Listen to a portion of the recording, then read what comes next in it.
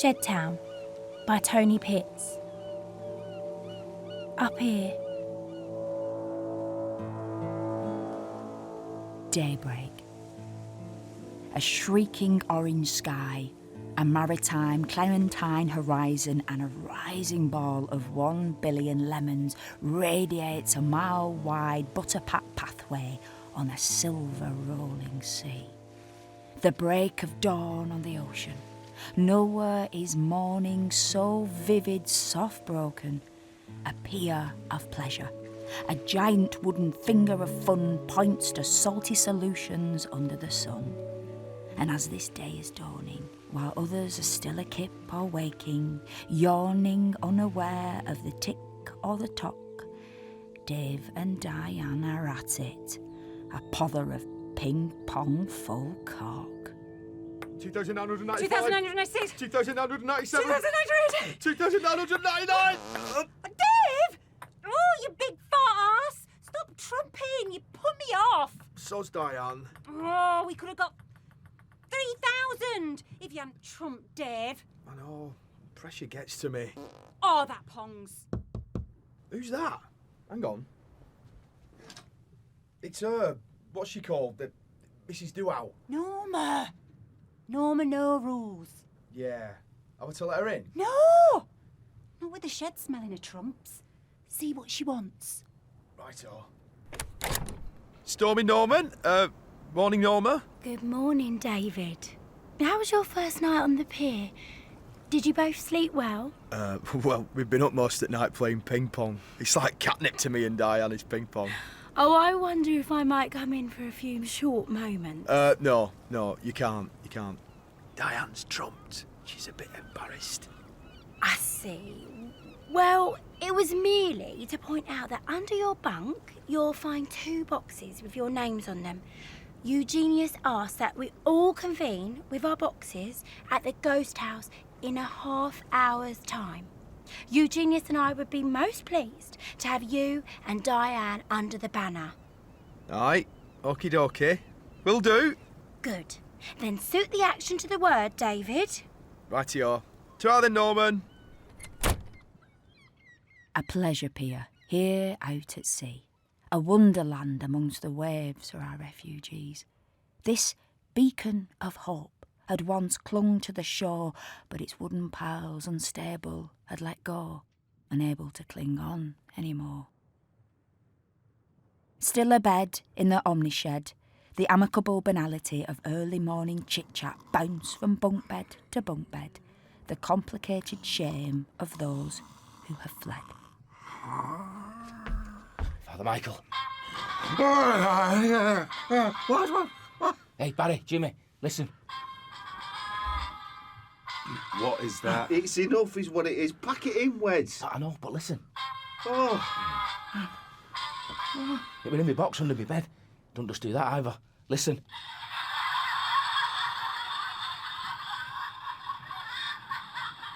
That's laughing. Oh. Does a bomb and all, watch.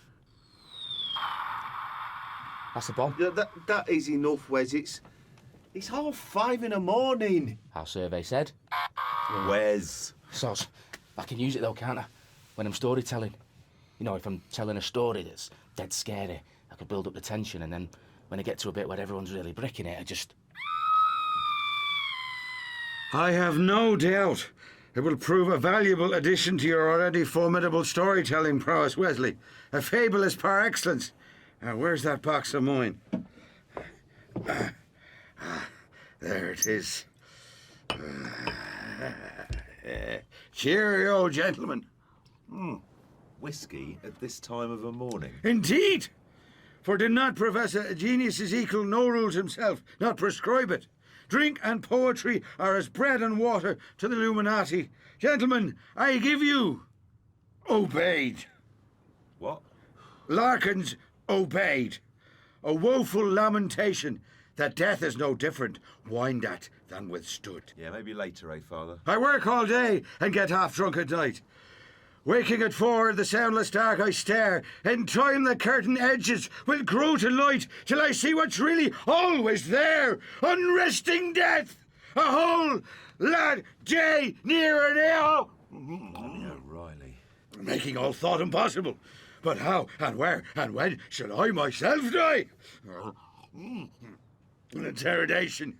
Yet the dread of dying and being dead flashes afresh to hold and horrify. Well, that's cheered us all up. I think I'll go and bang my head on a wall.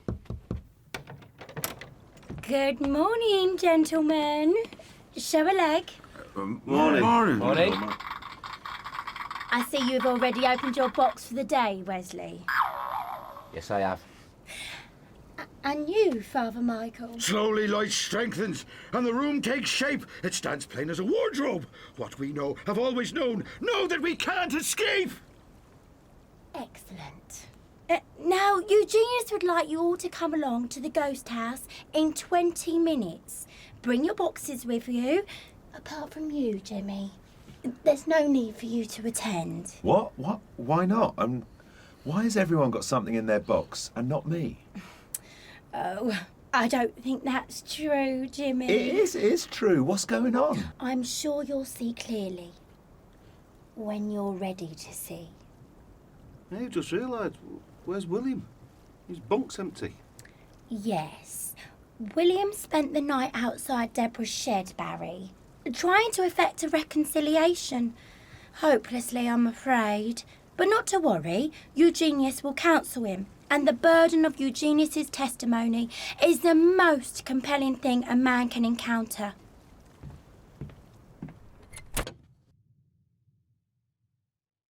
No way.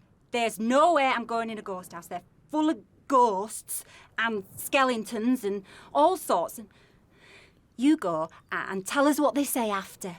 Right. I'll be back. Yeah. Oh, hang on. What? She said there's 2 boxes under her bed and we're to take them with. Oh? Oh, let's have a look. Oh, yeah. Yeah. Oh, this one says Dave on it. That'll be mine then. This one says Diane on it. That'll probably be mine then. Dave, do you think? Yeah, I reckon. You open yours. Yeah. I'll open mine at the meet and greet. Okay. Hey, Diane. Yeah. It's great living on a pier, isn't it? Oh, not half. Ping pong, chips, candy floss, sunshine. We haven't even been on rides yet. Hey, can we go on them tonight? Yeah. And now, a box to open with our names on them. Oh, unbelievable. It can't get any better than this, Diane. It's like heaven.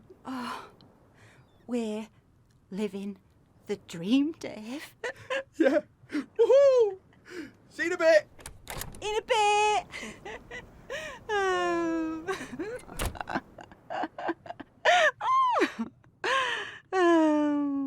Oh, now then, what's in this box? Wigs? What do I want with wigs? Oh, there's loads of them. Oh, let's try one on. Let's try this one. That is lovely. So it is. No, that is wonderful. No, that's wonderful. Very good. Very, very good. Look, it's such a good wee look on me. The wigs had made an impression on Diane. It's a wonderful, wonderful look. Eugenius, hoping to do the same as sausage-fingered slave to love, William Passional. As the snow flies on a cold and grey Chicago moon, another little baby child is born in the ghetto, and his mama cries. Deborah, please, just give me 2 minutes, please. 'Cause if there's one thing that she don't need, it's another hungry mouth to feed in the ghetto. In the ghetto. Just give me a chance. That's all I want. Mr. Passional. Oh, Mr. Passional, what on earth are you doing, I'm imploring. Imploring, is it? Aye, I'm imploring Deborah to let me in, to talk. I've been imploring all bloody night. I've implored the arse of her. All to no avail? Sling your hook, you big ugly pig. No. Not as such. Come away, William. Come with me to the meet and greet in the ghost house. There's nothing here for you at this moment in time. What? Just draw stumps? Walk away from 6 weeks of marriage? Not bloody likely. She'll take me back. She's bound to. She'll see reason. Reason is not what's needed here, Mr. Passional. You cannot argue logically or persuasively for someone's love and affection. Rational motive is redundant here. What's needed is passion, and joy. Don't look for her ears. What the bloody hell are you on about? I'm not looking for her ears. You are. Looking for her ears to listen to reason. You need to open her heart to joy. Come with me, and I will show you how to deliver precise, intense, ecstatic, exultant happiness. She'll be gorged with pleasure like a pigeon too fat to fly. Pigeon? Right. Oh, well, she cried, I'll take Hang on. you in and I'll take care of you. Deborah? You're a paralysing disappointment. Right. Shall we go? A tactical retreat, William. Then we return and conquer with love. There's another wee wig. Oh, let's give that one a go, shall we? Oh, now that one is brilliant. Hang on, let me get... Oh, I love it. Oh, I love that. Oh, it really, really is absolutely brilliant. You know, the thing about wigs, right, is they can look so naff, can't they? But this one's amazing. It makes me feel like a Diane of youth TV. TV presenter, producer, writer and columnist Janet Street Poulter. I might have a rant at Dave. And then Barry, Wes, Father Michael. Great living on a pier, eh? Hey, what's that you're wearing, Wes? Is it is that a furry frog suit? Not a frog suit. Frogmen wear them. Not wet frog suit. Frog? No, it's a onesie. And I tell you what, not only can I walk without hopping in it, I don't half look sexy in it. I've got a sound machine and all, Dave. I'm going to use it with my new job. I'm a storyteller. What, we out hopping? You've only got one leg. I know. I'm going mad. Are you? Yes, Dave, I think I am. I really do think I am. Hey, here's what's his name, William. Eugenius Ezekiel no rules. The man's a saint. Good morning, all. No Diane, Dave? No, she's shit in her ghost houses. She's got a box, though. I'll tell her what's what when I get back to the shed, if that's all right. It is. Now, gentlemen, I'm sure you have many questions. Yeah, you can say that again. First off, why has Jimmy not been asked to this meet and greet? We wouldn't be here at all if it weren't for him. We'd all be stuck in our old lives, dying the death of 1,000 cuts. And why have you given everyone a box with something in it and not Jim? He's sat in his bunk with a gob on and an empty box. I've never seen him looking so lost. Norma's with Jimmy now, Barry. All I can say to you is what's essential in life is oftentimes invisible to the eye. I'm glad to see you all have your boxes. Can I open my box now, Aubergine? All in good time, David. Now, let us perambulate. There is much to see on this grand old pier. Remember this, gentlemen, when on the pier, we walk not in misery, but on air. A saunter, a stroll, let a promenade replace your plodding. Onwards. Alone, in his bed, in his creosoted communal shed, Jimmy reflected on the vanity of his life. The world seems unreal to him, personality non-existent. His senses deceivers, his imagination a monster, as though he'd awoken every day on a false memory foam mattress. Then Norma No Rules came a-knocking. Hello, Jimmy. Are you busy? My head is. The rest of me is pins and needles. Do you feel like infinity is about to engulf you, Jimmy? Yes. That's exactly what I feel.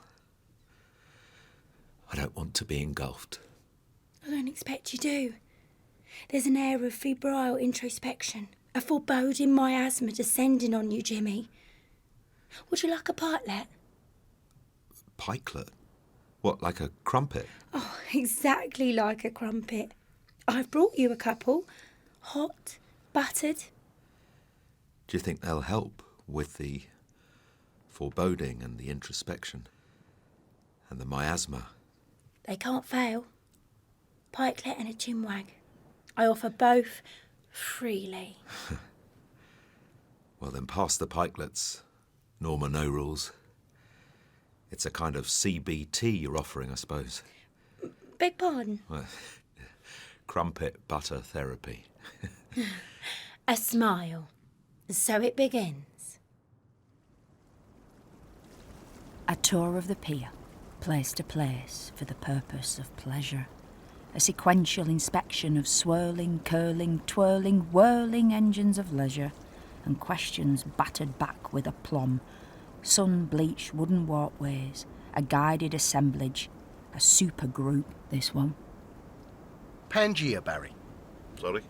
Pangea. One huge landmass, a supercontinent. Slowly it tears apart, vast slabs drift over the face of the planet. Hard to believe, isn't it? Yeah. It's impossible to imagine. That's right. Now, Father Michael. Eugenius. Here is your public house. Formerly known as Horatio's, in anticipation of your tenure, we have renamed it the Poet's Inn. As Johnson was to the old Cheshire cheese and Dickens the old cock, let your name be synonymous with this tavern. It has a fully working beer engine and your name above the door. Inn? My own inn? Your very own. A temple to bacchanalian excess. Enjoy. A precipice to rush towards, then withdraw. In you go. Now, Wesley. Inside the Poet's Inn there is a small enclosed booth, a confessional once used for the sacrament of penance. Let it be your storytelling stall, an intimate space where you can beguile and entrance, weave tender tapestries of wonder and delight. Use your imagination to set whole worlds before this one person at a time. Brilliant. That is brilliant. I sit on one side and someone sits in on the other and... I tell them my stories. Oh, ta, Eugenius. Ta very much. I'm going to go practice now. Oh, it's going to be...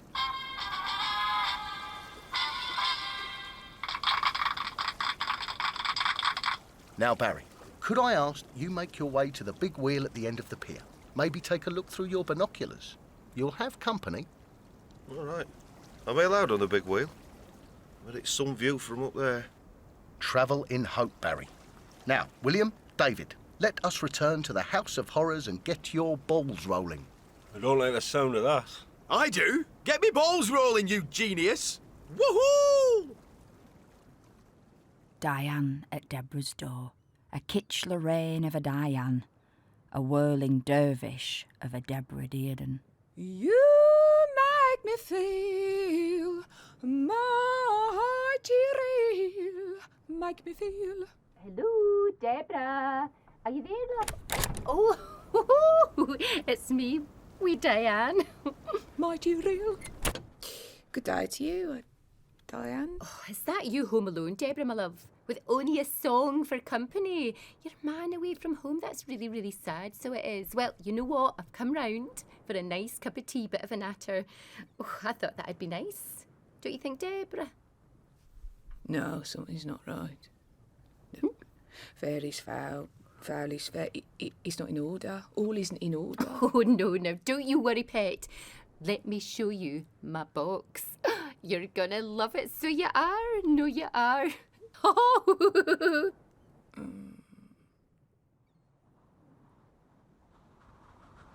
At the end of a never-been-less boardwalk stood the biggest big wheel ever to be seen at sea, where generations of silly sods had made banal observations in wooden bench pods. A great wheel, 600 feet high. A sea view to review life from a gull's eye. And Barry below, binoculars in hand, gulped at the thought of going up. His heart said go, just go. His vertigo No. Now then, Barry, my God, have you ever seen a bigger big wheel than that? No, I have not. Perked up. Yeah, I've been counselled by a crumpet. Hey? Never mind. I'll tell you something, though. Questions are so much more complicated than answers, aren't they? Right, are you game? For what? For a ride on this monster. Oh, no, I don't know about that. I get wobbly going up a step ladder. Never mind up there. Anyway, I don't know how we get it going. I do. Norma gave me a token. It was in my box. We can just go up a bit at a time. We can stop it whenever you like. Bit at a time, Barry. Oh, I don't know. Oh, come on. Let's participate in an undertaking of a questionable nature. Let's take a considered risk.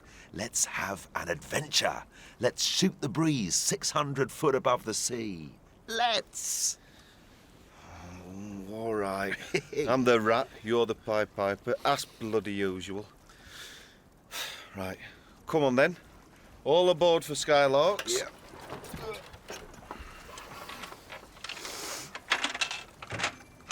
In went the token, and a rotation above the ocean began. Meanwhile, Deborah implored Lorraine, Kelly, Diane. Stop it. Just take it off, please. Shall I pop the wee wig off, Deborah? Are you not so keen? That better? Ain't it weird? All these wigs make me feel right funny. I don't feel myself in them. Know what I mean? Deborah? Deborah? Hey, what's up? What are you rocking like that for? Hey, don't stick your fingers in your ears. Make you deaf, can that? Yeah, hey? They've got different names in them, these wigs. Let's see what this one says. Stacey Solomon. Oh, I wonder what a Stacey Solomon is. Let's pop it on. Oh my God. I can't believe it. I really can't. I feel so excited. Oh my God. I feel so happy. It's like the most exciting thing ever. I can't believe it. Oh my God.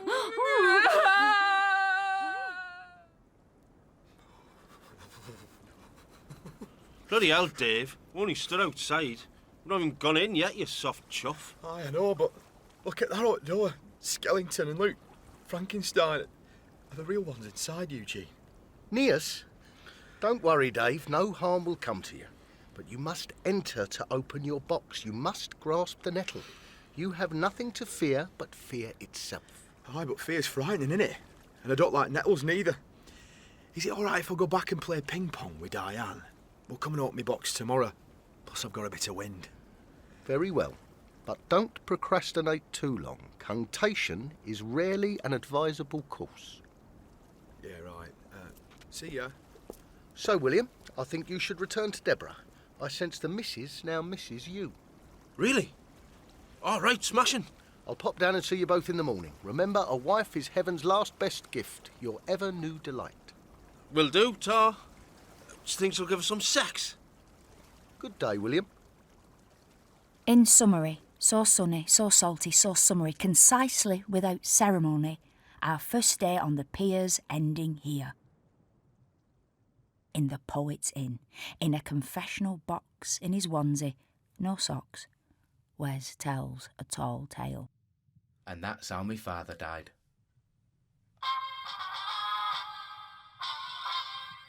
As Father Michael pulled himself a pint of poetry. Wes, the poet is the prince of the clouds who rides the tempest. You'll be exiled in the ground amidst boos and insults. Your giant wings preventing you walking. Cheers, Wesley, me boy. Cheers, Father Michael. And William Pashnell has returned to find a fearful, tearful Deborah Pashnell shaking, thoughts jumbled, irrational. What people, love? Who's been here? How do you mean?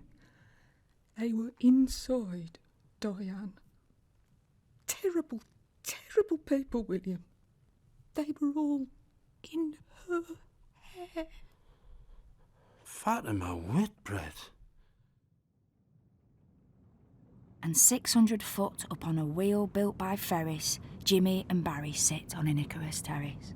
Their hearts pounded a little faster, things becoming clear at last, a seat in the sky and a chance to see blue as a staring northern eye. A blue as the decks of a sea, via a pier up here, a chance to breathe.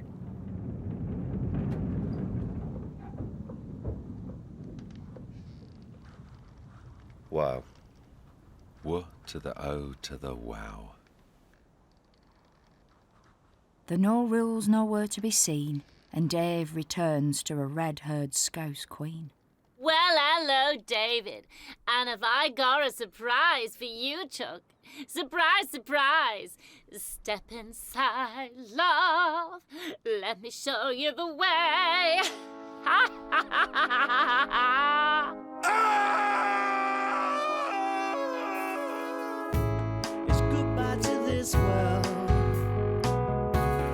Welcome to SHEDTOWN.